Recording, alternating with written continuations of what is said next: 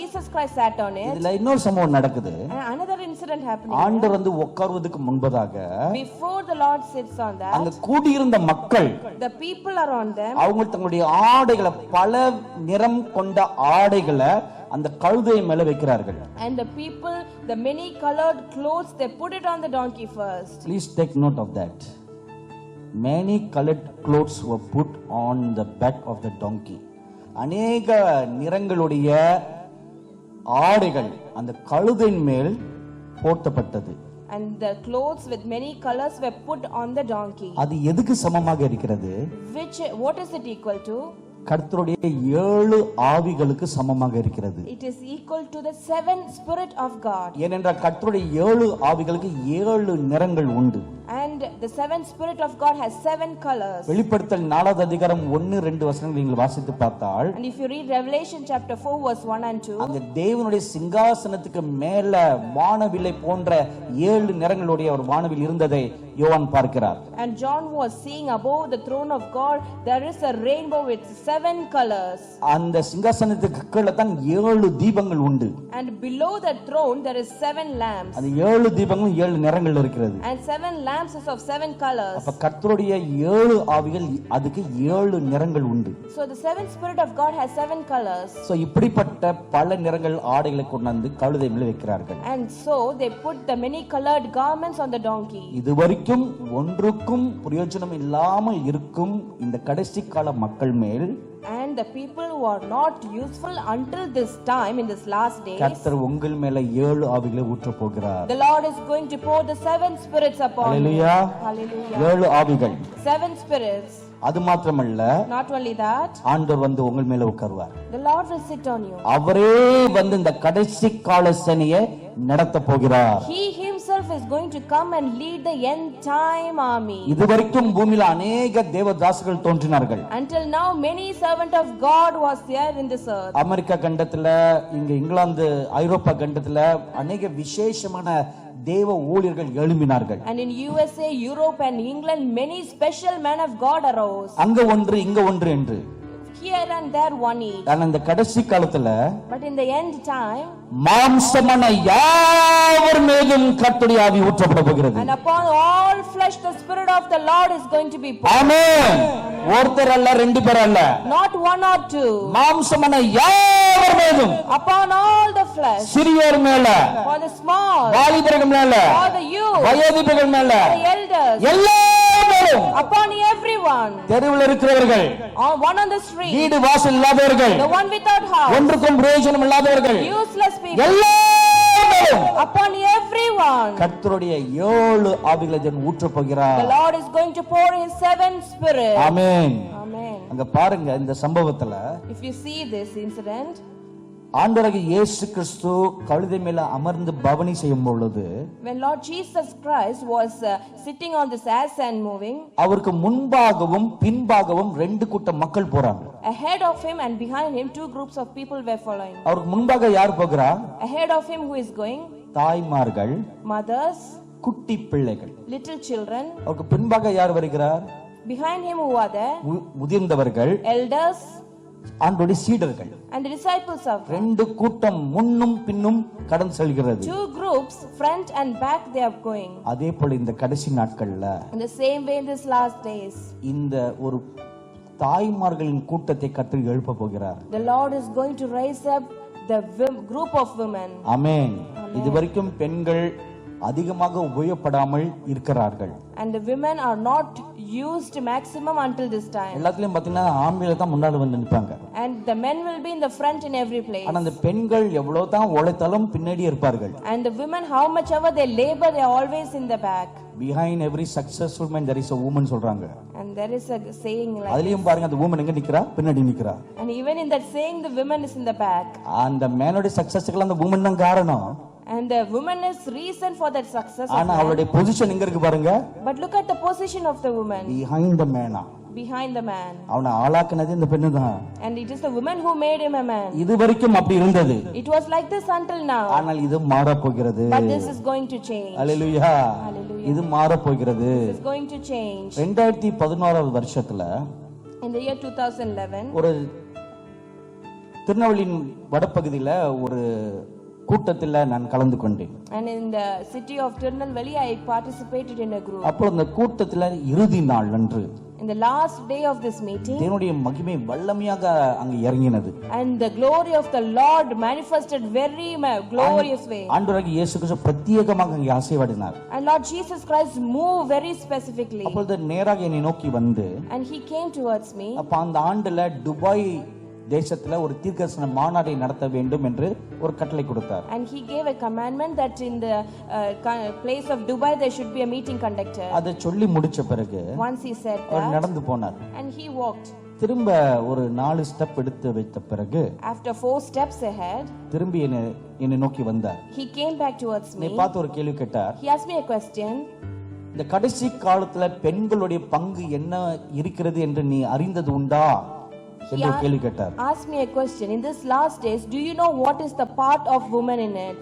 நான் அது வரைக்கும் அந்த யோசிச்சதே கிடையாது. Until then, I did not think about it. இல்ல ஆண்டவரேன்னு சொன்னேன். I said, no, Lord.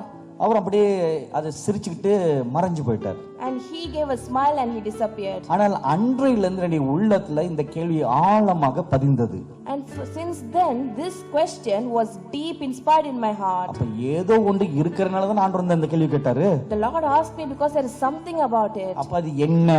But what is it? அதை அறிந்து கொள்ள வேண்டும் என்று நான் என்னுடைய உள்ளத்துல ஒரு ஆவல் தோன்றினது. And there was eagerness in my heart that I have to know about it. ஆனால் வெளிப்படையாக சொல்ல வேண்டுமானால், If I have to say openly, இதுக்காக ரொம்ப சீரியஸா உபவாசம் இருந்து நான் ஜெபம் பண்ணலாம் கிடையாது. I did not seriously fast and pray for ஆனா that. அந்த கேள்வி என் உள்ளத்தை விட்டு நீங்கல. But that question did not go away from my heart. அவ்வப்பொழுது அதை யோசித்துக் கொண்டே இருப்பேன். Here and there I used to think about it. ஏன் சாமி அப்படி சொன்னாரு? Why did the Lord say like ஏன் அப்படி that? சொன்னாரு? Why did he say அப்ப like that? ஏதோ ஒன்று இருக்கணுமே. So there's something about அப்ப அது it. என்ன What is it? என்ற ஒரு கேள்வி என் உள்ளத்தில் எழும்ப ஆரம்பிச்சது. And the questions arise out of my heart.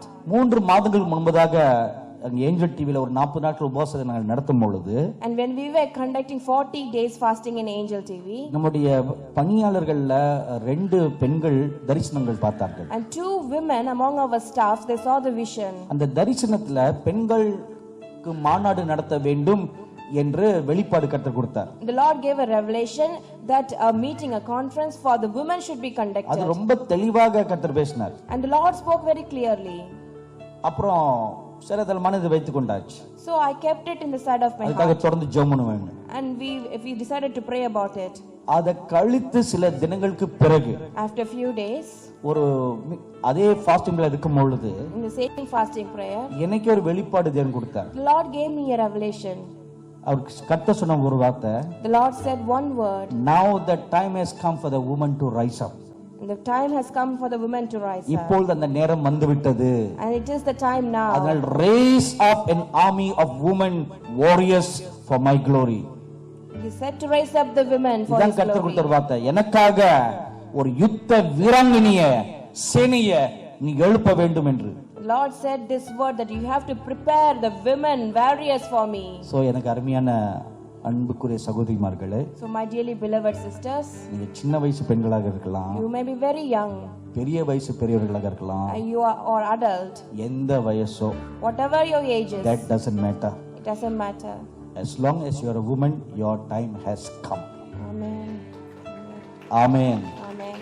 உங்கள் நேரம் வந்துவிட்டது. Your time has come. எனக்கு வயசு முதிர்ந்தாகி விட்டதே என்று நினைக்க வேண்டாம். Do not think that you have become old. Your time has come.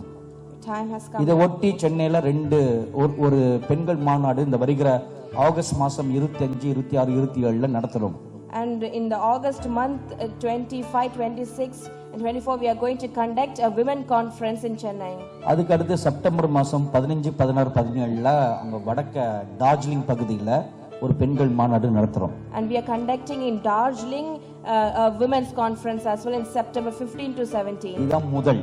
This is the first thing. இனி வருகிற நாட்கள ரெகுலராக இப்படிப்பட்ட காரியங்கள் நடத்தப்பட போகிறது. In the coming days this is going to be conducted regularly. ஏற்கனவே சிறு பிள்ளைகளுக்கு அநேக ஆயத்தங்களை நம்ம செய்து கொண்டு வருகிறோம். And we are making many preparation for the children already. இப்ப வாலிபர்களுக்கும் அநேக நிகழ்ச்சிகள் நடத்த ஆரம்பிச்சிட்டோம். And we have started to conduct programs for the youths as well. இது வரைக்கும் நாங்க தொடாத ஒரே ஒரு குரூப் ஒன்னு இருக்குது. There is only one group we have not touched until now. அந்த குரூப் தான் என் மேல ஒரு பயங்கர கோபத்துல இருக்காங்க. And that group is so angry with me. யார் தெரியுமா? Do you know who it is?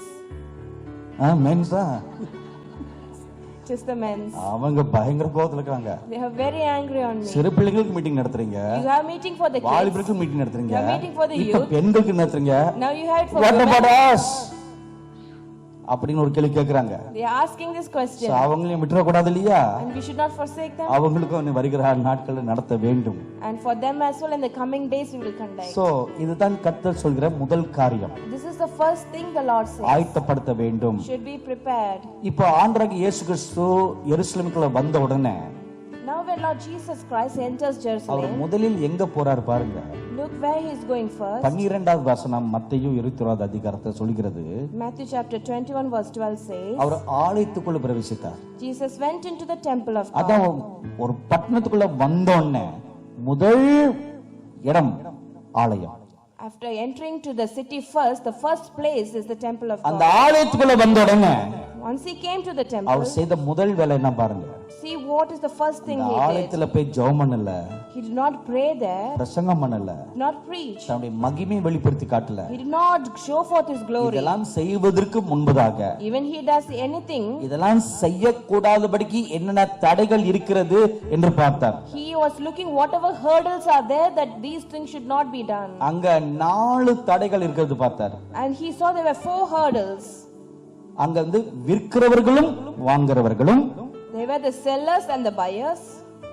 அப்புறம் ஆலயத்துல கர்த்தருடைய வேலையை செய்யாமல் வேற ஏதோ வேலை செய்கிறவர்களும், The people who are doing instead of doing the temple work, doing something else.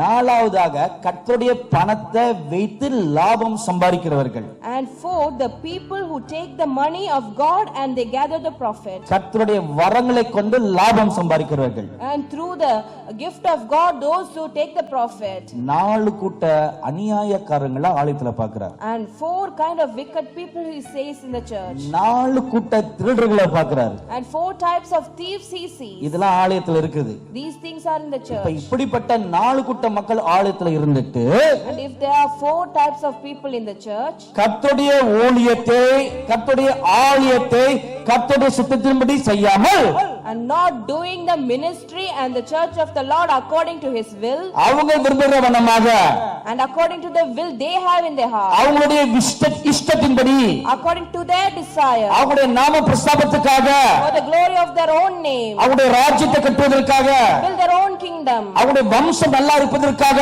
for their lineage should be good, கர்த்தருடைய நாமத்தை வீணாக உபயோகப்படுத்துகிறார்கள். and they falsely use the name of the Lord, கர்த்தருடைய வரங்களுக்கு விலை பேசுகிறார்கள்.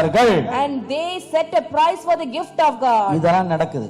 These things are happening. இப்படிப்பட்ட ஒரு ஆலயத்துக்குள்ள கர்த்தர் எப்படி வருவார்? And to a church like this, how the Lord will come? வரமாட்டார். He will not come. நம்மளா நினைத்து கொள்ளலாம் கர்த்தர் வராருன்னு. We can think that he will come, நம்மளா கையை கட்டி நம்மளா தலைகளை கேங்குரு மாதிரி குதிக்கலாம். and we can jump like a kangaroo and clap our hands. தமிழ்ல அதுக்கு பேர் கங்காரு. கங்காரு மாதிரி மேலையும் கீழும் குதிக்கலாம். And we can jump like kangaroo. நல்ல வேர்த்து கொட்டலாம். And we can sweat. 100 gram கொழுப்பு குறையும். 100 grams of fat will அப்புறம் go. ஜில்னு ஏசியரில I feel goose bumps of the lord அப்படி சொல்லலாம். And in the AC room we can say that I feel goosebumps. இதெல்லாம் நம்முடைய மாம்சத்தின் கிரியைகள். And these are the things of the flesh. ஆனால் கர்த்தர் அந்த ஆலயத்துல கிடையாது. But the Lord is not in that church. கர்த்தர் கிடையாது. The Lord is not இது there. நம்மளா உற்பத்தி செய்கின்ற ஒரு மாயமான ஒரு பிரசனம். And this is the human made false or pseudo presence. ஏன்னா வேதம் அங்க சொல்கிறது இல்ல, Because the scripture says N so. வீடு My house. ஜெப வீடாக இல்லாமல் அதை கள்ளர் கொகையாக நீங்க மாற்றி வைத்திருக்கீங்க. And it is not a prayer house, you have made a den of thieves. அப்ப கள்ளர் கொகையாக இருக்கின்ற ஒரு ஆலயத்துக்குள்ள கர்த்தர் வரமாட்டார். So the church where it is like den of thieves, the Lord will not come there. கர்த்தர் வர வேண்டுமானால் If the Lord has to come, உன் வீடு ஜெப வீடாக இருக்க வேண்டும். your house should be house of prayer. ஒரு ஆலயம் மாத்திரமல்ல, It's not only the church, உங்களுடைய சொந்த வீடாக கூட இருக்கலாம். even your own house. கர்த்தர் உன் வீட்டுக்கு வர வேண்டுமா? If the Lord wants to come to your house, அது ஒரு ஜெப வீடாக இருக்க வேண்டும். it should be a house of prayer. நீயும் உன் வீட்டாரும் You and your household கர்த்தரை சேவிக்க கற்றுக்கொள்ள வேண்டும். should learn to serve the அந்த Lord. ஜெப தூபம் இருந்தா தானே தேவ சமூகம் அங்க வரும். And when there is the incense of prayer, His presence will come. சங்கீதம் 22:3 சொல்கிறது, As Psalms 22:3 says, நல்ல தேவ துதி மகிமை அங்க இருக்கும்போது கர்த்தருடைய பிரசன்னம் அங்கே வரும் என்று. and when we are in the midst of praises, the presence of God descends. சங்கீதம் 141:2 சொல்கிறது, Psalms 141:2 says, கரங்களை உயர்த்தி ஜெபிக்கும் பொழுது when we raise our hands and pray, அது தூபத்தை போல தேவனை நோக்கி எழும்பும் என்று. and it will be rise up like the incense towards the Lord. அப்ப ஜெப தூபம் ஏறெடுக்கப்படும் பொழுது, And when the prayer incense is taken, துதி தூபம் ஏறெடுக்கப்படும் பொழுது, when the incense of praise is taken, அது 2-3 பேர் கூடுகிற ஒரு சின்ன ஒரு வீடாக கூட இருந்தால், even if it is a house where 2 or more people gather, அங்கே கர்த்தருடைய பிரசன்னம் இருக்கும். the glory or the presence of the Lord will be there. Amen. Amen. So இந்த இறுதி காலத்துல முதலில் நம்முடைய ஆலயத்தை நாம் சுத்தம் செய்ய வேண்டும். In this last time, first our house should be cleansed, நம்முடைய ஆலயம் சுத்திகரிக்கப்பட்டு இருக்கிறதா என்று நம்ம பார்க்கணும். and we have to check if our house is cleansed. எனக்கு அருமையானவர்களே, My dearly beloved, இங்க ஆண்டவராகிய இயேசு கிறிஸ்து சொன்ன வார்த்தையை கண்ணோக்கி பாருங்க. and look at the word Lord Jesus Christ said here. மத்தேயு சுவிசேஷம் 21:12-13. Matthew chapter 21 verse 12 and 13. ஆண்டவராகிய இயேசு கிறிஸ்து தாமே தம்முடைய ஆலயத்தை பார்த்து என்ன சொல்கிறார்? Lord Jesus Christ is telling about His own இது house. என் வீடு அல்ல, This is not my house. இது என் வீடு அல்ல, This is not my இது ஒரு house. கள்ளர் குகை. This is a den of அப்ப thieves. இன்னைக்கு எத்தனை சபைகள் அந்த மாதிரி இருக்குது? Today how many churches are like வெளியே that? இருக்கவங்க நம்ம ஒரு போர்டர் மாத்தலாம், இந்த சர்ச் அப்படின்னு. And outside we put a board saying the church. அது நீங்க சொல்ற ஒரு வார்த்தை. And that is what you say. கர்த்தர் சொல்றாரா இது சர்ச்னு? Is the Lord saying it's a church? கர்த்தர் சொல்றாரா இது என் வீடுன்னு? Is the Lord saying that this is my house? நம்ம சொல்லிக்கலாம், I'm going to church. We can say that I'm going to church. You can go. கர்த்தர் வந்தாரா? You will go, but is it the Lord is there? சுமார் ஒரு 30 வருஷங்களுக்கு முன்பதாக 30 years ago, அப்பொழுது நான் ஊழியம் ஆரம்பிச்ச துவக்க நாட்கள். and it was my early days of ministry. என்னுடைய ஊழியம் முழுக்க பாளையங்கோட்டையில தான் நடந்தது. And my ministry used to happen in அங்க Palankote. பாளையங்கோட்டையில ஒரு நல்ல ஒரு சின்ன கிராமம். And there was a small village there. அங்க ஒரு சிஎஸ்ஐ ஆலயத்துல ஒரு கூட்டம் நடத்த அழைக்கப்பட்டிருந்தேன். And I was called in a CSI church over there. அங்க மீட்டிங் முடிஞ்ச உடனே After the meeting was அந்த finished, மூப்பனார் வந்து அவங்க வீட்டுக்கு நீ அழைத்தார். the elder called me to his house, வந்து ஒரு டீ காபி குடிச்சிட்டு invited me for a tea, ஒரு பிரேயர் பண்ணுங்க. and asked me to pray. இது வந்து பாரம்பரியம். It is a tradition there. So வீட்டுக்குள்ள போனோடனே After we went to the home, அந்த வீட்டுக்குள்ள பார்க்குறேன்.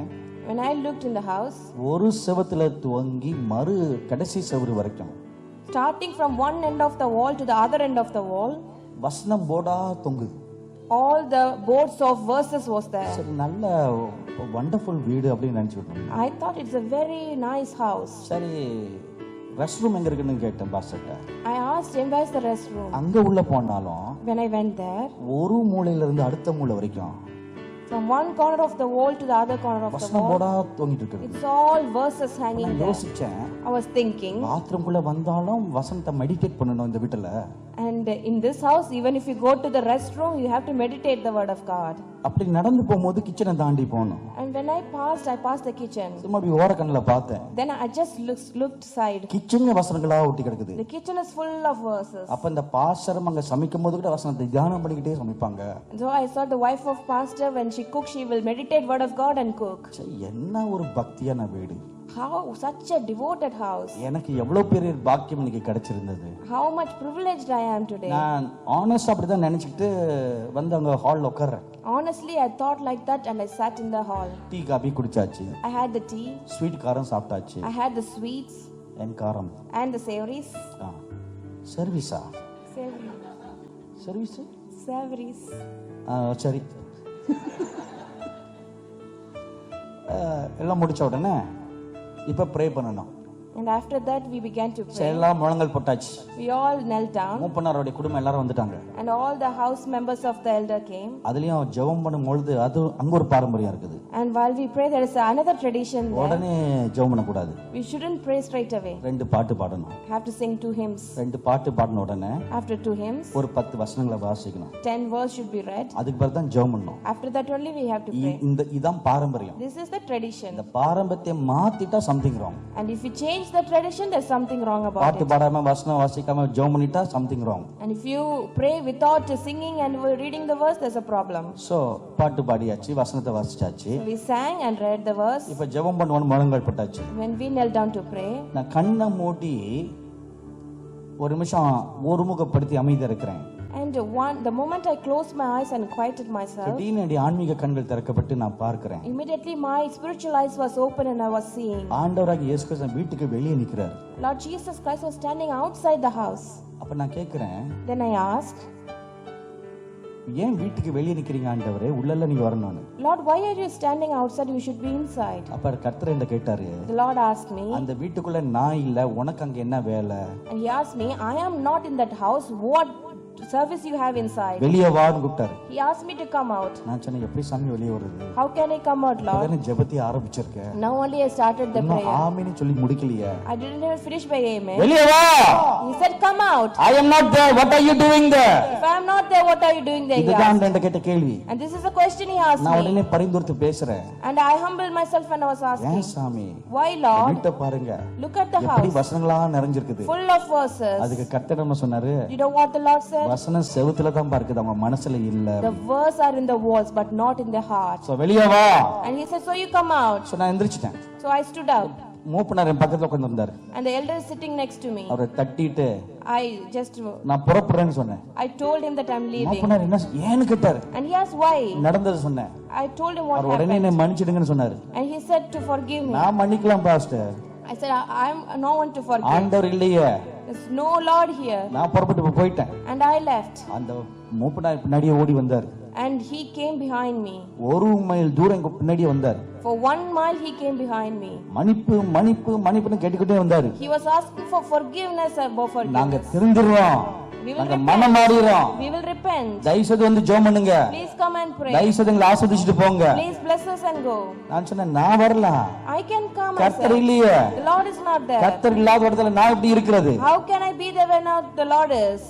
இதே போலதான் The same way, சபையில பாட்டு இருக்கலாம், in the church there might be choir, ஆட்டம் இருக்கலாம், there may be dancers, வசனம் இருக்கலாம், verses might be there. ஆனால் கர்த்தர் இல்லைன்னா But if the Lord is not பிரயோஜனம்? there, what use it அது is? வெறும் ஒரு கட்டடமே, It is just a mere building. வெறும் வெள்ளையடிக்கப்பட்ட ஒரு கல்லறையே. It is just a painted grave. அப்ப தேவனுடைய மகிமை இந்த ஆலயத்தில் ஊற்ற வேண்டுமானால் And if the glory of the Lord should be poured in the church, முதலில் first, இந்த ஆலயம் எப்படி இருக்கிறது? how this church இங்கே is? கள்ளர்கள் இருக்கிறார்களா?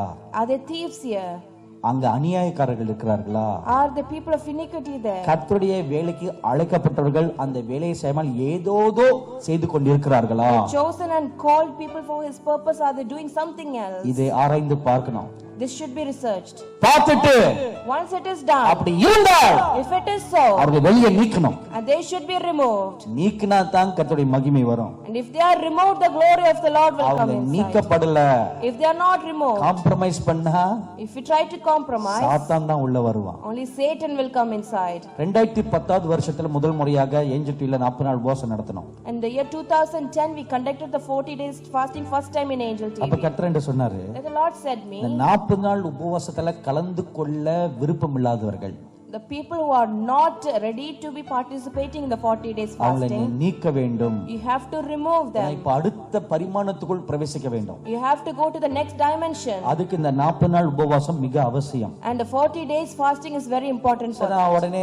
எல்லா ஸ்டாஃப் ஒரு மீட்டிங் அழைத்து So I called the staffs for the meeting. இதை விளக்கி சொன்னேன். I explained this to them. அதெல்லாம் 40 நாள் உபவாசம் இருக்க போகிறோம். We are going to fast for 40 days. காலையில 12 மணி வரைக்கும் வேலை உண்டு.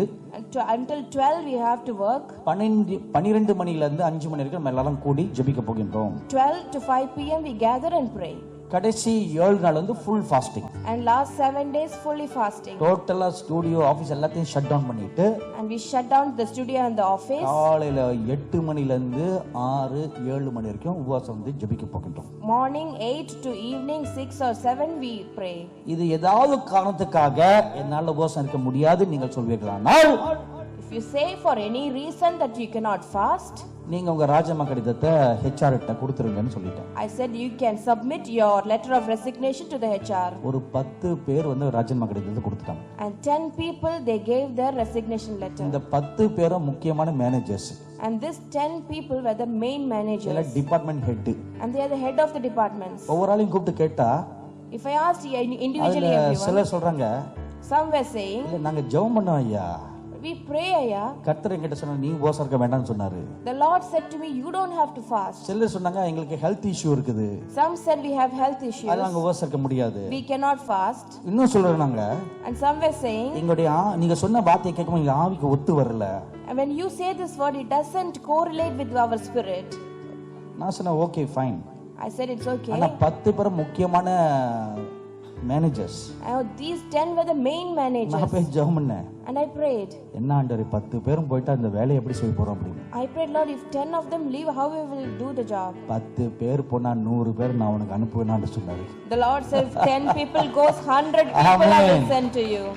சரி போங்கடான்னு சொல்லியாச்சு. I said, okay, it's okay for you to go. 40 நாள் ஜெபத்தை நடத்தி முடிச்சோம். 40 days we finished the prayer. அந்த 10 பேருக்கு பதிலா இன்னும் அதிக திறமை உள்ள, அதிகமாக கர்த்தருக்கு பயப்படக்கூடிய புதிய ஸ்டாஃப்களை கர்த்தர் கொண்டு வந்து சேர்த்தார். And instead of that 10 people who left, the Lord gave more people with more talents and more God fearing. ஆமென். ஆலயம் சுத்திகரிக்கப்பட்டால், if the house is being cleansed, கர்த்தர் தம்முடைய மகிமையை ஊற்றுவார். the Lord will pour his glory. So தவறான ஒரு ஆலயத்தில் நீங்க இருந்தால், if you are in a wrong church, கள்ளர் குகையை போல இருக்கிற ஒரு ஆலயத்தில் நீங்கள் இருந்தால், if you are in a church where it is like a den of thieves, அந்த ஆலயத்துல கர்த்தருடைய மகிமை வராது.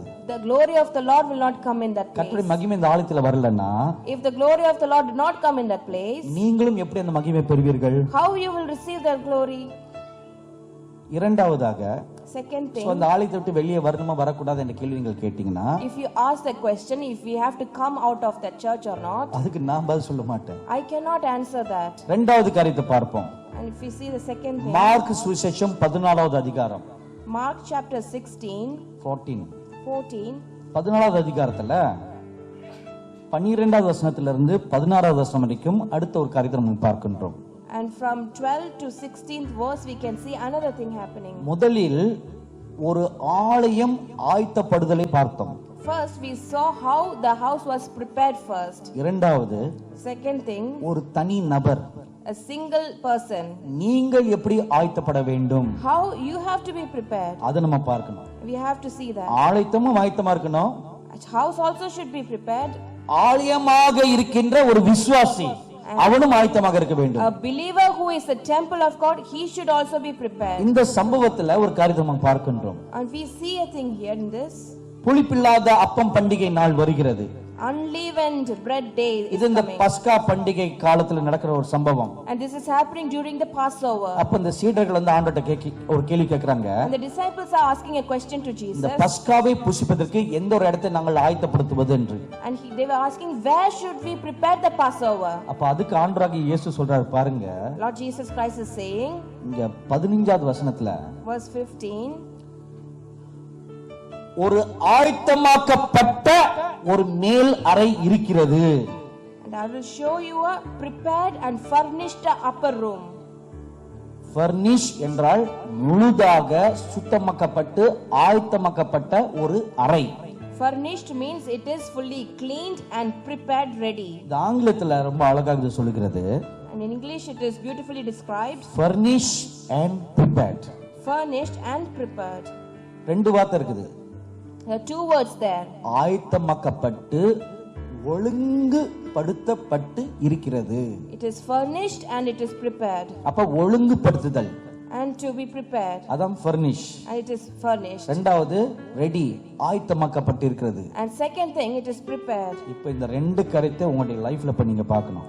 And these two characters should be seen in your life. என்னுடைய வாழ்க்கை தேவன் விரும்புகிற ஒரு ஒழுங்கு இருக்குதா? In my life, is it furnished the way the Lord desires? என்னுடைய சரீரம் கர்த்தர் தங்கும் ஆலயமாக இருக்கிறதா? Is my body temple of the living God? என்னுடைய சரீரம் சுத்தமாக பரிசுத்தமாக காணப்படுகிறதா? Is my body clean and holy? 2 கொரிந்தியர் 7:1 சொல்கிறது. 2 Corinthians 7:1 says, உங்களுடைய ஆலயத்தை சுத்தமாகவும் பரிசுத்தமாகவும் ஆயத்தப்படுத்துங்கள் என்று. prepare your temple clean and holy. 1 தெசலோனிக்கேயர் புஸ்தகம் 1 Thessalonians 5வது அதிகாரம் 23வது வசனம் சொல்கிறது, 5:23 says, உன் ஆவி ஆத்மா சரீரம் மூன்றும் மாசற்றதாக குற்றமற்றதாக பரிசுத்தமாக காணப்பட வேண்டும் என்று. and your spirit, your body and your soul should be blameless, preserved unto the Lord. அப்ப உங்களுடைய ஆவி ஆத்மா சரீரம் மூன்றும் சுத்தமாக இருக்க வேண்டும். Or your spirit, soul and body, all these three things should be preserved holy. அங்க ஒரு ஒழுங்கு இருக்க வேண்டும். There should be a furnished thing there. உங்க சிந்தை தேவனை தேடும் சிந்தை அங்க இருக்கிறதா? And is your thoughts searching for the Lord? பிலிப்பியர் 2:5 சொல்கிறது, Philippians 2:5 says, கிறிஸ்துவில் இருந்த அதே சிந்தை உங்களிலும் இருக்க வேண்டும் என்று. and the same thought of Lord Jesus Christ should be in you as The well. same mind that was in Christ Jesus should also be in you. அதே சிந்தை கிறிஸ்துவின் சிந்தை உங்களுக்குள்ளும் இருக்க வேண்டும்.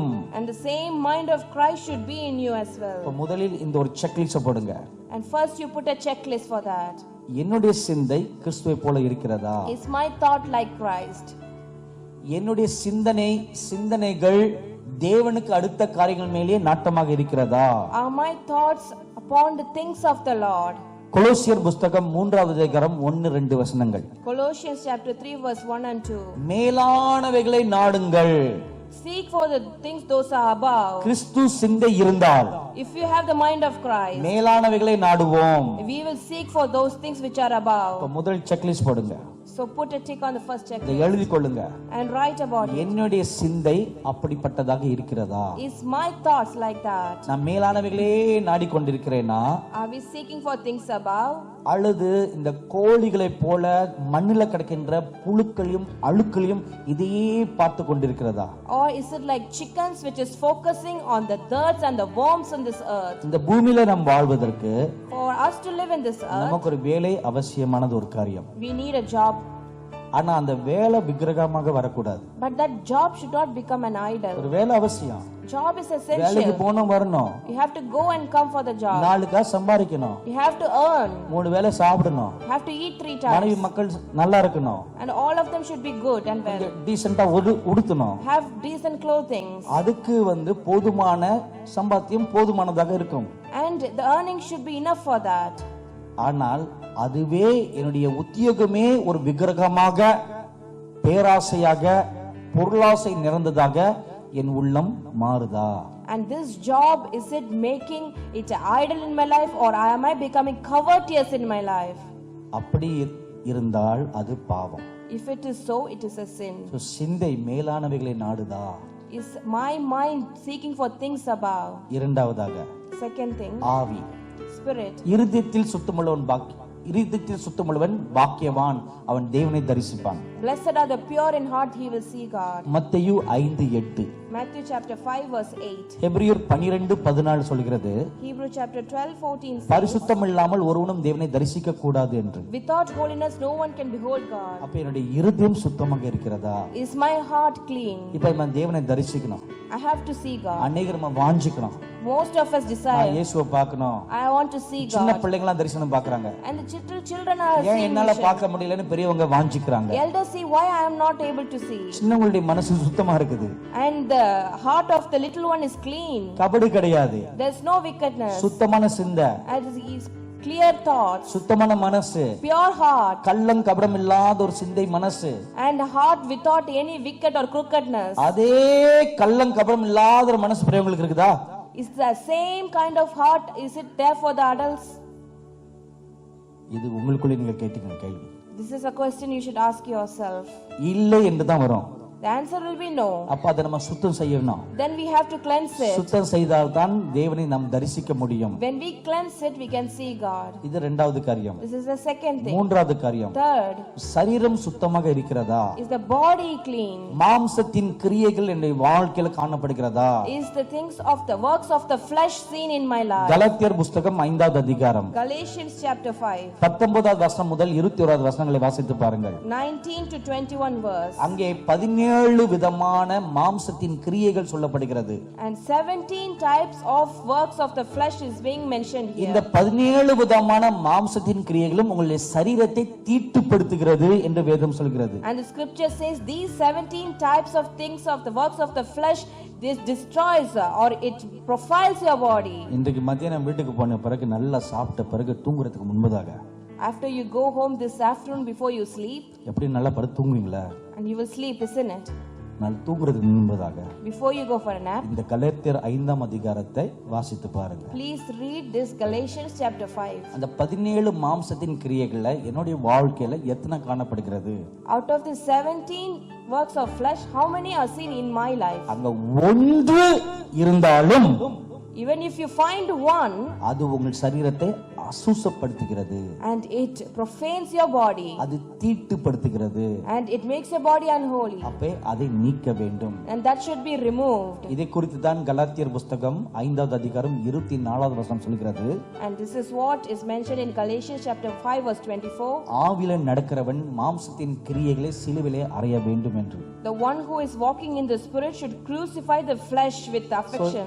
இந்த காரியத்தை நாம் செய்து நம்முடைய சரீரமாகிய ஆலயத்தை சுத்தப்படுத்த வேண்டும். By doing this, we have to cleanse our body, the temple of God. ஆமென். இதுதான் உங்களுடைய homework. And this is your homework. இன்றையில இருந்து இந்த வருஷம் முடிகிற வரைக்கும் இதான் உங்க homework. From today onwards until the end of this year, this is your homework. ஸ்கூலுக்கு போனா ஹோம்வொர்க் கொடுக்குறாங்களா இல்லையா? Isn't it they give homework in the school? கொடுக்குறாங்களா? And they do give. உங்க ஸ்கூல்ல பிரிட்டிஷ் ஸ்கூல்ல கிடையாதா? Is it not there in the British school? இருக்குதா இல்லையா? Is the homework இல்லையா? there? நல்ல ஸ்கூலாச்சே. இருக்குல்ல? உங்ககிட்ட இருந்து தான் நாங்களாம் கத்துக்கிட்டோம். And from you alone we have learnt it. இந்தியால ஹோம்வொர்க் இருக்குல்ல? அது யார் சொல்லி கொடுத்தா? பிரிட்டிஷ் தான் சொல்லி கொடுத்தாங்க. The homework business in India is being taught by the British. அதே மாதிரி இன்னைக்கு நான் உங்களுக்கு கொடுக்கும் homework. In the same way, this is the homework that I give you today. Amen. Amen. இந்த வருட இறுதிக்குள் Before the end of this year, உங்கள் சரீரங்களை ஆவியை ஆத்மை நன்கு ஆயத்தப்படுத்துங்கள். you prepare your body, spirit and your soul. December 31ஆம் தேதி வரைக்கும் காத்திருக்க வேண்டாம். Do not wait until December 31st. நீங்க எந்த அளவுக்கு உங்களை சுத்திகரித்துக் கொள்கிறீர்களோ, The more you sanctify yourself, அதுக்கு முன்பதாகவே கர்த்தர் தம்முடைய 7 ஆவிகள் உங்கள் மேல் ஊற்றலாம். and the Lord will pour the 7th spirit upon you. Amen. So இது கர்த்தர் தம்முடைய பிள்ளைகளை தம்முடைய மக்களை ஆயத்தப்படுத்தும் ஆண்டாக இருக்கிறது. So this is the year the Lord prepares his people, his children. 2017வது வருஷம், The year 2017, அது இந்த பூமிக்கே ஒரு பெரிய திருப்புமுனை ஆண்டாக இருக்க போகிறது. it is going to be a turning point for the whole earth. அந்த ஆண்டு வரைக்கும் கர்த்தர் ஒரு கணக்கு வைத்திருக்கிறார். The Lord has a calculation until that year. 2014வது வருஷம் முடியும் மட்டும் Until the 2017 finishes, சரித்திரம் வேறு விதமாக மாறப் போகிறது. history is going to change in a different way. உலகத்தின் சாம்ராஜ்யங்கள் வேறு விதமாக மாறப் போகிறது. And the dynasties of the world is going to change in a different way. ஐரோப்பாவுல சூழ்நிலைகள் வேறு விதமாக மாறப் போகிறது. And situations in Europe is going to change in a different way. The political climate and the political culture and the political governments are going to go through a drastic change in Europe after 2017. இது நடக்க போகிறது. This is going to happen. அதுக்கு முன்பதாக Before that, கர்த்தர் தம்முடைய பிள்ளைகளை ஆயத்தப்படுத்துகிறார். the Lord is preparing his people. மக்கா பயங்கரமான காரிருள் பூமியை மூட போகிறது. Gross darkness is going to surround the earth. இது 2017க்கு பிறகு நடக்கும். And this will happen after 2017. அதுக்கு முன்பதாக Before that, கர்த்தருடைய ஆலயம் கலங்கரை விளக்காக மாற வேண்டும். and the house of the Lord should become like a bright light. Like a lighthouse, the church must become like a lighthouse in the midst of gross darkness.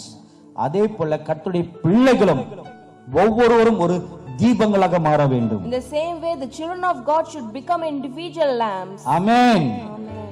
Amen. Amen. அது உங்க கையில இருக்குது. And it is in your hands. இருளாக இருப்பதும் வெளிச்சமாக மாறுவதும் உங்கள் கையில் இருக்கிறது. It is in your hands to become darkness or to become bright light. எனக்கு அருமையானவர்களே, My dearly beloved, உங்கள் எல்லார் மேலும் கர்த்தர் தம்முடைய 7 ஆவிகளை ஊற்றி உங்களை வல்லமையாக ஒரு விளக்காக வெளிச்சமாக உபயோகப்படுத்த தேவன் விரும்புகிறார். the Lord desires to pour his 7th spirit on each and every one of you and use you. நான் மீண்டும் சொல்கிறேன், I say again, சிறு பிள்ளைகள் மேல, upon the little children, வாலிபர்கள் மேல, upon the youths, வயோதிபர்கள் மேல, upon the elders, ஊழியர்கள் மேல, upon the ministers, குறிப்பாக பெண்கள் மேல, especially the women. இப்பொழுது கர்த்தருடைய கண்கள் அவர்கள் மேல இருக்கிறது. The eyes of the Lord is set upon them. உங்கள் நேரம் இப்பொழுது வந்துவிட்டது. Your time has come now. Amen. Amen. நீங்கள் எழும்பி பிரகாசிக்க வேண்டிய நேரம் வந்துவிட்டது. And it is time that you rise and shine. அதுக்கு நாம் ஆயத்தப்பட வேண்டும். And we have to be prepared for that. Amen. Amen. நாம் எல்லாரும் எழுந்து நிற்போம். Let us all rise to our feet. தொடும் என் கண்களையே உம்மை நான் காண வேண்டுமே, இயேசுவே உம்மையை நான் காண வேண்டுமே. தொடும் என் மனதினையே மனப்புண்கள் ஆற வேண்டுமே, இயேசுவே மனப்புண்கள் ஆற வேண்டுமே. தொடும் என் ஆண்டவரே, தொடும் என் ஆத்துமாவே, இயேசுவும் மெய்யே போல் என்னை மாற்றுமே. தொடும் என் ஆண்டவரே, தொடும் என் ஆத்துமாவே, இயேசுவும் மெய்யே போல் என்னை மாற்றுமே. தொடும் என் கண்களையே உம்மை நான் காண வேண்டுமே, இயேசுவே உம்மையை நான் காண வேண்டுமே. தொடும் என் செவிகளையே உம் குரல் கேட்க வேண்டுமே, இயேசுவே உம் குரலை கேட்க வேண்டுமே. மகா பரிசுத்தமுள்ள எங்கள் நல்ல பிதாவே, Our Heavenly Father, full of holiness, இன்றைக்கு நீர் என் நாவிலே வைத்த வார்த்தைகளை உமது பிள்ளைகளுக்கு சொல்லியிருக்கேன். Lord, the word that you have kept in my tongue I have said to your children, Lord. எத்தனை உள்ளங்கள் திறக்கப்பட்டு இந்த வார்த்தைகளை கேட்டதோ, Lord, how many of our hearts are open and have received this word, O Lord. அத்தனை உள்ளங்களையும் நீர் ஆயத்தப்படுத்தும். Prepare all those hearts, O Lord. எத்தனை சிந்தனைகளை இன்றைக்கு நீர் திறந்தீரோ, How many thoughts you have opened today, Lord. அத்தனை சிந்தனைகளும் உடைய வார்த்தைகளையும் கற்பனைகளையும் எழுதுவீர்களாக. On all those thoughts write your word and your commandment, Lord. எத்தனை இருதயங்கள் இன்றைக்கு நீர் திறந்து How many of our hearts you have opened today, Lord. நம்முடைய வார்த்தைகளை ஒரு நல்ல நிலத்துல விழும் விதைகளை போல விழுந்ததோ, The way how the seed falls in the good land as it has fallen today, O Lord. ஒவ்வொருவரும் இப்பொழுது நீர் தொட்டு ஆஸ்வதிப்பீராக. Touch each and every one and bless them, Lord. நீரே எங்களது நல்ல மேய்ப்பராக இருக்கிறீர். You are our good shepherd. என்னுடைய ஆடுகள் என் சத்தத்தை அறியும் என்று உமது வார்த்தை சொல்கிறது. The one word says your sheep will hear your voice. அது மட்டுமல்லாமல் Not only that, ஒரு நல்ல ஆடு தன்னுடைய மேய்ப்பனுடைய சிந்தையும் அறிந்திருக்கிறது. a good sheep knows the thought of its shepherd. நீர் எங்கள் நல்ல மேய்ப்பனாக இருக்கிறீர். You are our good shepherd. இப்பொழுதும் இந்த ஆலயத்துல நீர் உமது பிள்ளைகள் ஒவ்வொருடனும் பேசியிருக்கிறீர். Even now you have spoke to each and every one of your children in this church. அந்த பிள்ளைகள் ஒவ்வொருவரும் தங்கள் இருதயங்களை திறந்தவர்களாக உம்முடைய வார்த்தையை இன்றைக்கு கேட்டார்கள். And opening their hearts, everyone have received your word today, Lord. உம்முடைய காருண்யம் அவர்கள் மேல் இப்பொழுது தங்கியிருப்பதாக. May your compassion and mercy rest upon them now. இந்த ஆலயத்தில் இருக்கிற சிறியோர் And the little children in this house, வாலிபர்கள் and the youths, வயோதிபர்கள், elders, ஊழியர்கள், ministers, விருந்தினர்களாக வந்திருக்கிற வெளியினர்கள், and the guests you are here. அவர்கள் மேலும் உடைய கண்ணோக்கி பாருங்க. Lord, look upon them, Lord. ஒவ்வொரு மேலும் உடைய ஆசீர்வதிக்கும் கரத்தை இப்பொழுது நீ வைப்பீராக. Lord, keep your blessing hands on each and everyone, Lord. இன்றைக்கு இவர்களை நீரே அழைத்து வந்திருக்கிறீர். Today you have called them here. அவர்களாக இங்க வரவில்லை. They did not come by themselves. உம்முடைய ஆவினால் ஈர்க்கப்பட்டு அவர்கள் இன்றைக்கு இங்கே வந்திருக்கிறார்கள். And being drawn by your spirit, they are here today. நீரே அவர்களை முதல் அன்பின் கயிற்றினால் கட்டி எழுத்ததினால், And because you have drawn them close with the cords of your love, உம்முடைய வார்த்தைகளை ஒரு சுருளில் பத்திரப்படுத்தி அவர்கள் இருதயத்திலே வைத்தருளும் சுவாமி. Lord, your word, put it in a safe scroll and put it in the heart, Lord. இந்த ஆலயத்தின் மீது முத ஆவின் அபிஷேகத்தை வல்லமையாக ஊற்றுவீராக. Lord, to this church, the anointing of your spirit, pour it mightily, O Lord. இந்த ஆலயத்தின் ஊழியரை நீர் ஆசீர்வதியும். Bless the minister of this church, O இந்த Lord. ஆலயத்தின் மூப்பர்களை ஆசீர்வதியும். Bless the elders of this church, இந்த Lord. ஆலயத்திலே உதவியாளர்களை ஆசீர்வதியும். Bless the helpers of this church, O Lord. இந்த ஆலயத்திலே பற்பல விதமான பணிகளை செய்கின்ற உதவியாளர்களை ஆசீர்வதிங்க. Lord, bless the various ministers who work, O Lord, Master, in this church. இந்த ஆலயத்தில் இருக்கிற ஒவ்வொரு விசுவாசியும் ஆசீர்வதிங்க. Bless every believers in this church, O Lord. ஒருவராகிலும் வீணாய் போகாதபடி, Not even one should perish. ஒருவராகிலும் உம்முடைய வரங்களை பெற்றுக்கொள்ள கூடாதபடிக்கு, Not even one should not be there without receiving your gifts. வழியில விழுந்து போகாதபடிக்கு Not falling on the way, Lord. அவர்களை நீர் பத்திரப்படுத்தி காத்துக் கொள்ளுங்க. You protect them and guard them, Lord. நன்றி சுவாமி. Thank you, Lord. பாஸ்டர் முன்னாடி வாங்க. உங்க ஃபேமிலி எங்க?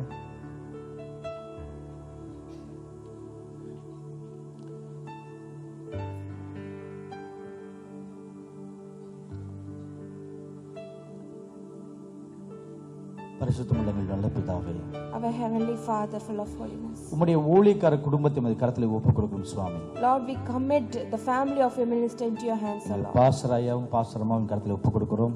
Lord, we give the pastor and his wife into your hands, Lord. அவர்களுடைய 2 பிள்ளைகள் உமது கரத்திலே ஒப்புக் கொடுக்கிறோம். And both children into your hands we give, Lord. இந்த ஆலயத்தை நடத்தும்படியாக நீ தெரிந்து கொண்ட இந்த பாத்திரத்தை உம்முடைய கரத்திலே ஒப்புக் கொடுக்கிறோம். Lord, the vessel that you have chosen to lead this church into your hands we give, O Lord. உம்முடைய பணி செய்வதற்காக தங்கள் குடும்பத்தையே அர்ப்பணித்ததுக்காக உம்மை நாங்கள் துதிக்கிறோம். Lord, we praise you for they have committed their family to do your ministry, O Lord. 2 பிள்ளைகளையும் இப்போது கரம் நீட்டி தொட்டு ஆசீர்வதிங்க சுவாமி. Lord, stretch forth your hands and bless both the children, O Lord. இந்த 2 பிள்ளைகளும் ஆவிலே பலன் கொண்டு வளரவும், And both the children be strengthened in the spirit and grow. தேவனை அறிகிற அறிவிலே வளரவும், And to see you and to grow in the knowledge of knowing the Lord. ஞானத்துல, விவேகத்துல, புத்தியில, ஆற்றல சிறந்து வளர முடியாது நான் ஆசீர்வதிக்கிறேன். I bless them. இந்த பிள்ளைகள் இருவர் மேலும் கர்த்தருடைய ஆவியானவர் இறங்கி அவர்கள் செய்ய வேண்டிய வேலைக்காக அவர்களை உபயோகப்படுத்துவீராக சுவாமி. வாலிப வயதில் இருக்கிற இந்த பிள்ளைகளுக்கு உம்முடைய சித்தத்தை நன்கு அறிந்து கொண்டு அவர்களுக்கென்று இந்த கடைசி காலத்துல நீ வைத்திருக்கிற ஓட்டத்தில் அவர்கள் ஓடத்தக்க இந்த பிள்ளைகளை நீர் வல்லமையாக நிரப்பும்படியாக நான் பிரார்த்தனை செய்கின்றேன். நாங்கள் சின்ன பிள்ளைகள் தானே, எங்களால் என்ன செய்ய முடியும் என்ற எண்ணம் அவர்கள் உள்ளத்திலிருந்து அகற்றி இந்த 2 வாலிப பிள்ளைகள் மேலும் கர்த்தருடைய 7 ஆவிகளும் வல்லமையாக இறங்கி நிரப்பி தங்கள் வயதினராய் தங்கள் ஜெனரேஷன் வாலிப பிள்ளைகளை சந்திக்க முடியான ஒரு பாத்திரங்களாக இவர்களை நீ உபயோகப்படுத்தும்படியாக நான் பிரார்த்தனை செய்கிறேன் சுவாமி. தெப்ரா மேல இருந்த அந்த யுத்த வைராக்கியத்தின் ஆவியை இந்த அன்பு மகள் மேல் தங்கியிருக்கும்படியாக நான் பிரார்த்தனை செய்கிறேன் சுவாமி. கிதியோன் மேல் இருந்த அதே வைராக்கியத்தின் யுத்த வீரனின் ஆவியும் இந்த மகன் மீது தங்கியிருக்கும்படியாக நான் ஆசீர்வதிக்கிறேன் சுவாமி. 2 பிள்ளைகளும் உம்முடைய 2 கண்களை போல யுத்த வீரர்களை போல நீ உபயோகப்படுத்தும்படியாக நான் ஆசீர்வதிக்கிறேன் சுவாமி. கர்த்தருடைய தீர்க்கதரிசன அபிஷேகம் இந்த 2 பிள்ளைகள் மேலும் வல்லமையாக இறங்கி இருக்கும்படியாக நான் ஆசீர்வதிக்கிறேன் சுவாமி. தரிசன கண்களை இந்த பிள்ளைகள் அருளும்படியாக கர்த்தருடைய கரம் அவள் ஞான கண்களை திறந்தும்படியாக நான் பிரார்த்தனை செய்கிறேன் சுவாமி. தெளிந்த மனதை இந்த பிள்ளைகளுக்கு தருவீராக. கர்த்தருக்கு பயப்பட பயத்தின் ஆவியை இந்த பிள்ளைகளுக்கு நீ தந்தருவீராக. தாங்கள் நடக்கின்ற வழிகள் எல்லாம் தேவனுக்கு பிரியமாக இருக்கும்படியான தங்களுடைய வழிகளையும் தேவனுக்கு அர்ப்பணித்து இந்த சிறு வயது முதற்கொண்டே கர்த்தருக்கு பயப்படும் பயத்துல இந்த 2 பிள்ளைகளும் வளரத்தக்க நீர் அவர்களை ஆஸ்வதிப்பீராக. தேவரீர் உம்முடைய ஊழியக்காரையும் இப்பொழுது நீ தொட்டு ஆஸ்வதியும் சுவாமி. பூமியில எங்களுக்கு ஆஸ்திகள், சொத்துகள், சுகங்கள் வேண்டாம் ஆண்டவரே. உம்முடைய பணியை மாத்திரம் நாங்கள் செய்ய எங்களை அர்ப்பணிக்கின்றோம் என்று இந்த பிள்ளைகள் இருவரும் செய்த பிரார்த்தனையை நீ கேட்டிருக்கிறீர் சுவாமி. பல நாட்கள் இரவு நேரங்களில் கணவனும் மணியும் கரத்தை கோர்த்து கொண்டு செய்த பிரார்த்தனை நீ கேட்டிருக்கிறீர் சுவாமி. எப்படியாவது எங்களை கொண்டு நீர் இந்த தேசத்தில் ஒரு பெரிய காரியத்தை செய்யும் ஆண்டவரே. இதற்காகவே எங்களை நாங்கள் அர்ப்பணிக்கின்றோம். இதற்காகவே எங்கள் வாழ்க்கையே நாங்கள் இழந்தாலும் அதுக்கும் நாங்கள் ஆயத்தமாக இருக்கிறோம். உமக்காக ரத்த சாட்சியாக நாங்கள் மறிக்க எங்களை அர்ப்பணிக்கின்றோம் என்று இந்த பிள்ளைகள் இருவரும் செய்த பிரார்த்தனையை நீர் கேட்டிருக்கிறீர் சுவாமி. ஒருவரும் காணவில்லை, மறைவில 4 செவத்துக்குள்ள தங்கள் பிள்ளைகளுக்கும் தெரியாத செய்த இந்த பிரார்த்தனையை முதல் முறையாக அவர்கள் செய்த பொழுது நீர் அவர்கள் நடுவில் நின்று கொண்டு அன்றைக்கு ஜூலை 17வது நாள் அவர்கள் ஏறெடுத்த அந்த பிரார்த்தனை சுவாமி, அன்று இரவு 7 மணிக்கு செய்த அந்த பிரார்த்தனையை நீர் மாத்திரமே அந்த அறையில அவர்களுக்கு நடுவில் நீ நின்று கொண்டு உம்முடைய தூதர்களும் அங்கே நின்று கொண்டு அந்த பிரார்த்தனையை கேட்டார்கள் சுவாமி. அன்றைக்கு உங்களுடைய பிள்ளைகளுடைய உள்ளத்துல நீர் ஒரு வாக்குத்தத்தத்தை வைத்தீர். இது முதற்கொண்டு நான் உங்களை ஆசீர்வதிப்பேன் என்ற ஒரு வாக்குத்தத்தத்தை அன்றைக்கு வைத்தீர் சுவாமி. நிச்சயமாகவே எனக்காக மரண பரியந்தம் நீங்கள் உண்மையாக இருப்பீர்களா என்று கூட பரிசுத்த ஆவியினுடைய ஒரு உணர்த்துதலை அன்றைக்கு அவர்கள் உணர்ந்தார்கள் சுவாமி.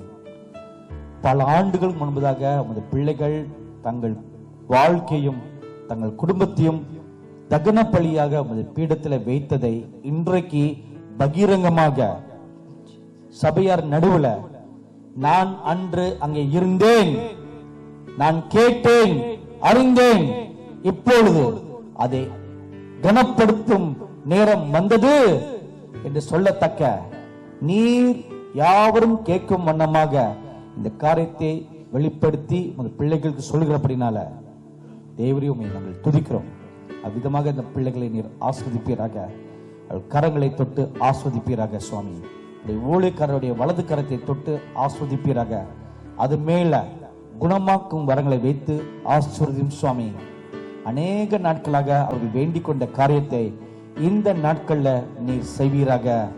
வியாதியஸ்தர்கள் யாரு வந்தாலும் அவள் மேல் தங்கள் கரங்களை வைத்து பிரார்த்தனை செய்யும் பொழுது வியாதியஸ்தர்கள் யாவரும் சொஸ்தமாகும்படியாக இயேசு கிறிஸ்து நாமத்தினால சுகமாக்கும் வரத்தினால இந்த பிள்ளைகளை நிறைத்தருளும் ஆண்டவரே. அதே போல நொறுங்குண்ட இருதயத்தோட வாழ்க்கையில தோல்வி அடைந்தவர்கள், எதிர்காலத்துல ஏமாற்றம் அடைந்தவர்கள், வாழ்க்கையை கேள்விக்குறியாக இருக்கிறதே, தேவனுடைய சித்தம் என்ன என்று நோக்கி அவர்களிடம் வரும் பொழுது ஊழிய காரியம் தீர்க்கதரிசன வரத்தினால் நிரப்பி, காலங்களை அறிந்து கொள்ளக்கூடிய ஞானத்தின் வரத்தினால நிரப்பி, அவர்கள் நடக்க வேண்டிய வழிகள் இன்னதென்று போதிக்கத்தக்கதாக, வழி நடத்தும் தக்கதாக, டெபரா எப்படி அந்த இஸ்ரேல் தேசத்துக்கு ஒரு நியாயாதிபதியாகவும் ஒரு தீர்க்கதரிசியாகவும் இருந்து கொண்டு இஸ்ரேல் தேசத்தின் மக்களை வழி நடத்தினார்களோ, அதே போல இந்த சபையில் இருக்கிற மக்களையும் தன்னிட பிரார்த்தனையை வேண்டிக் கொண்டு வருகிற மக்களை வழிநடத்தத்தக்கதான இந்த தீர்க்கதரிசன அபிஷேகத்தினால, தீர்க்கதரிசன ஆவினால அந்த அன்பு மகளை நீ நிறைத்தருளும் ஆண்டவரே, நிறைத்தருளும். நன்றி இயேசுவே. உம்முடைய காருண்யம் இந்த அருமையான குடும்பத்தை சூழ்ந்து கொண்டு பாதுகாத்துக் கொள்வராக. ஒரு தீங்கும் வராதபடிக்கு, ஒரு நன்மையும் குறைபடாதபடிக்கு சகல தேவைகளும் அவர்கள் சந்தித்து பாதுகாத்துக் கொள்ளும்படியாக அவர்களை நான் ஆசீர்வதிக்கிறேன் சுவாமி. அதே போல இந்த சபையில பணிபுரிகின்ற ஒவ்வொரு ஊழியர்களையும் நீர் போது கரம் நீட்டி தொட்டு அவர்களை ஆஸ்வதிப்பீராக. இந்த ஊழியர்களும் உங்களுடைய குடும்பங்களிலும் தேவரை காத்துக் கொள்வீராக. கர்த்தருக்கு பணி செய்கிறவர்களுக்கு ஒரு நன்மையும் குறைபடாது என்று உமது வார்த்தை சொல்கிறது. எனினும் உமது வார்த்தையும் சொல்கிறது, அப்படிப்பட்டவர்களே பிதாவாகிய தேவன் கனப்படுத்துவார் என்று. அந்த வார்த்தையின்படி இங்கே பணி செய்கிறவர்கள் காசு பணத்தை எதிர்பாராமல் தியாகத்தோட கர்த்தருக்கு பயப்படுற பயத்தோடு பணி செய்கிற ஒவ்வொருவரையும் நீர் ஆசீர்வதித்து கனப்படுத்த முடியாக நான் பிரார்த்தனை செய்கிறேன் சுவாமி. அதே போல இந்த சபையில அங்கத்தினர்களாக இருக்கிற ஒவ்வொரு அன்பு பிள்ளைகளையும் நீர் கரம் நீட்டி அவர்களை தொட்டு ஆஸ்வதிப்பீராக. உம்முடைய கிருபை அவர்களை சூழ்ந்து பாதுகாத்துக் கொள்வதாக. அவருடைய தேவைகள் யாவரையும் சந்தித்தருள்வீராக. தீங்கானது அவர்கள் வாசல் அண்டையில கூட வராதபடிக்கு, நன்மையானதும் அவர்களை விட்டு தூர விலக்கி இராதபடிக்கு உம்முடைய கிருபை எப்பொழுதும் உண்மையில் தங்கியிருக்கும்படியாக நான் பிரார்த்தனை செய்கிறேன் சுவாமி. இப்பொழுதும் இறுதியாக இன்றைக்கு இங்கே வந்திருக்க அனைவருக்காக நான் பிரார்த்தனை செய்கின்றேன். And now I pray for each and everyone gathered here. வெளியிடத்துல வந்திருக்க ஒவ்வொரு அன்பு பிள்ளைகளுக்காக உங்களுக்கு நன்றி சொல்கிறோம் சுவாமி. Lord, we thank you for every children who come from outside, oh Lord. ஒவ்வொருவரும் உம்முடைய வார்த்தையை கேட்கும்படியாக வந்தார்கள். Everyone have come here to hear your word, Lord. பரிசுத்த ஆவியானவர் உள்ளங்களை திறந்து அவர்களுக்கு வேண்டிய வார்த்தைகளை கொடுத்ததற்காக நன்றி. Thank you, Holy Spirit, for opening your heart and giving them the word that they need. அவர்கள் ஒவ்வொருவரும் இனி நடக்க வேண்டிய வழியை இன்று முதல் அவர்களுக்கு நீ போதிக்கும்படியாக நான் பிரார்த்தனை செய்கின்றேன். I pray that you teach them the way that they should walk now onwards. எசேக்கியேல் 1வது அதிகாரத்தில் நாங்கள் வாசிக்கின்றோம். And we read in Ezekiel chapter 1. கர்த்தருடைய சக்கரம் அங்கே வந்து நின்றது என்று. And the wheel of the Lord stood there. அந்த சக்கரம் உமது பிள்ளைகள் ஒவ்வொருவரும் கடந்து செல்லும்படியாக நான் பிரார்த்தனை செய்கின்றேன். I pray that they will go around each and every one of them. கர்த்தருடைய ஜீவனை கொண்டிருக்கும் இந்த சக்கரம், that wheel having the life of God, இனி அவர்கள் ஒவ்வொருடைய வாழ்க்கையிலும் தேவனுடைய சித்தத்தை வெளிப்படுத்தி காட்டுவதாக. and in their life let it reveal the will of God. ஒவ்வொருவரும் வாஞ்சியோட தேவனை நோக்கி கேட்பார்களாக. And let everyone with eagerness and thirst look unto the Lord and ask. As I am praying this prayer for all of you, I hear the voice of the Holy Spirit speaking within me, giving you a counsel. Pray earnestly for the gifts of the Holy Spirit. Pray earnestly for my anointing. Pray earnestly for my presence never to depart from your life. Pray earnestly that you will remain in me. Father, I pray, let your goodness and mercy be very real in the lives of each and every one of your dear children. And I pray, Lord, your goodness will continually manifest in their life and lead them and guide them all throughout the rest of this year. ஆண்டவராகிய இயேசு கிறிஸ்து நாமத்தினாலே இவர்கள் எல்லாவற்றையும் நாங்கள் பிரார்த்தனை செய்து வேண்டிக் கொள்கிறோம் எங்கள் பரிசுத்தமுள்ள நல்ல பிதாவே. We ask in the name of our Lord Jesus Christ alone, our Father. Amen. Amen.